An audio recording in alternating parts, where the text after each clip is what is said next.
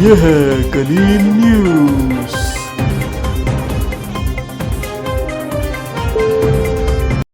खबरों से बाखबर रहने के लिए सब्सक्राइब का बटन दबाएं और बेल को दबाएं।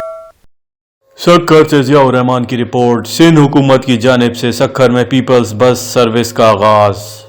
पीपल्स बस सर्विस की ट्रायल सर्विस का आगाज सक्खर प्रेस क्लब से किया गया, जिसमें एक बस चलाई गई।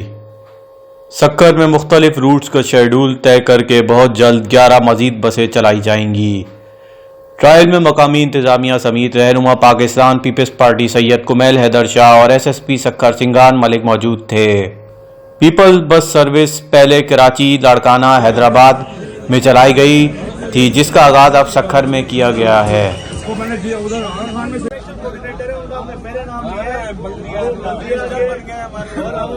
उम्मीद करते हैं कि सफाई के मामले